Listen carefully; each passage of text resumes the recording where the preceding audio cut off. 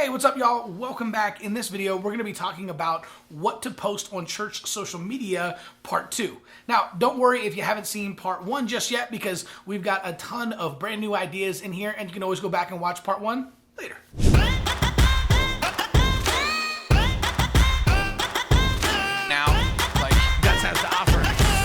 Hey, what's up, y'all? My name is Chris Abbott, but all my friends just call me Abbo. And if you're new to the channel, this channel is dedicated to helping pastors and church leaders be more effective on social media to be able to attract new visitors and grow their church. So what we're doing is we are in the middle of a 3-part series on what to post on your church social media. So again, don't worry if you haven't seen part 1 or part 3. We're going to dive into a couple of different ideas on exactly what to post on social. And in this video, stick around till the end because I'm going to share one of my absolute favorite things you can post on social media that most churches have never even thought of. So let's dive in. All right, so first up is a next step video story. Now, all you want to do is you want to create a video of someone in your church who took a next step. It might be going through your membership class, it might be joining a small group, it might be attending your marriage conference, or beginning to give and tithe for the very first time, right? But what happens is not only does this celebrate the person who did it, but it promotes that next step, and everyone who hasn't taken that next step yet is kind of drawn towards that. So this is a great way to post on social media. And again, you can post this on Facebook, Instagram, Twitter, on TikTok, right? It doesn't matter, but using this to actually highlight someone in your church and promoting that next step is not only going to celebrate them, but it's also going to inspire the people in your church to take that next step as well.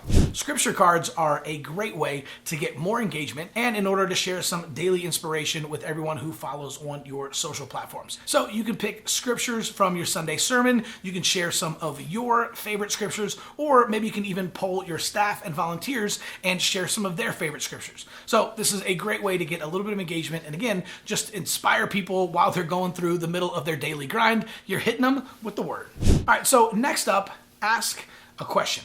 This is a great way to get a conversation started on social because remember, social media was made to be social. And so the name of the game is engagement and conversation. So you want to ask a question on social and you can experiment with lighthearted things like, what are you doing this Sunday? Or what's your favorite song right now? And then you can even try some deeper questions like, what are you reading in the Word right now? Or what are you learning from the current sermon series, right? So experiment with a couple of different types of questions, right? This can even be easy, like what's your favorite type of cookie? Or what do you think is the best pizza topping, right? But this is going to create a conversation. People are going to begin to like and comment and engage. And then your job is to jump in, make sure that you like their comment, and then you want to respond. And it's really important. Don't just respond by saying, I love chocolate chip cookies too, right? Or man, that's one of my favorite scriptures as well. But make sure to respond and ask with a question. So now they're responding again, and you're actually creating a dialogue in the comments. All right, so next up, create a poll, right? This is really easy to do, especially inside of Instagram,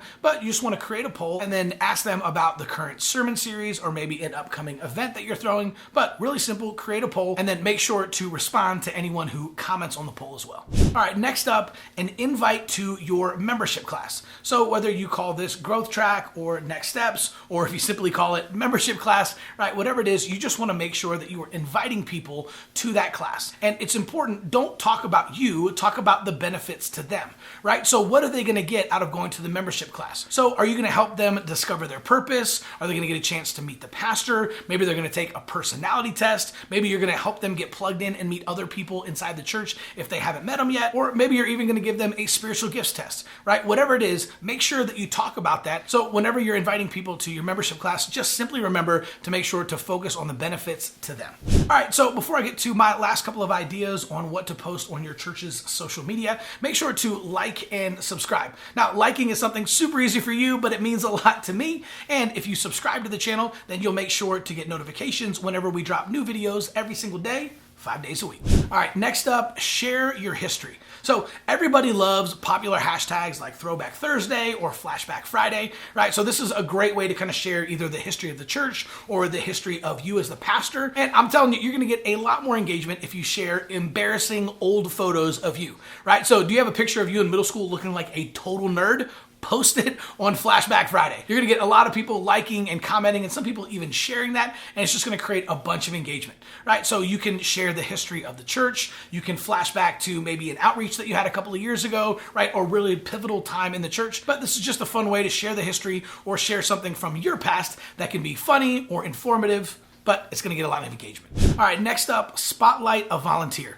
Again, this is one of my personal favorites because, man, what a great way to kind of give a shout out to some of the amazing people that are helping your church run, right? Every single church has incredible volunteers that show up every single Sunday that have given so much of their lives to the church. So one of the best things that we can do to kind of give back is to spotlight a volunteer. So you can take a picture of them and then just post about, what a solid person they've been, or what a rock star volunteer they've been in the youth ministry for the last several years, or how much they've been such a linchpin in the kids ministry, or how much you love seeing their smiling face holding the door open and greeting every single Sunday, right? Not only is this a great way of giving a shout out to them on social, but it's also a great way to promote volunteering, and you can even pair it with a call to action of people getting plugged in and start volunteering themselves. All right, recapping an event is a great thing to post on social as well, and this is a really easy thing to do. You can simply grab some photos from the event itself, or a video, or if you have a video team, they can even create a video recap of the event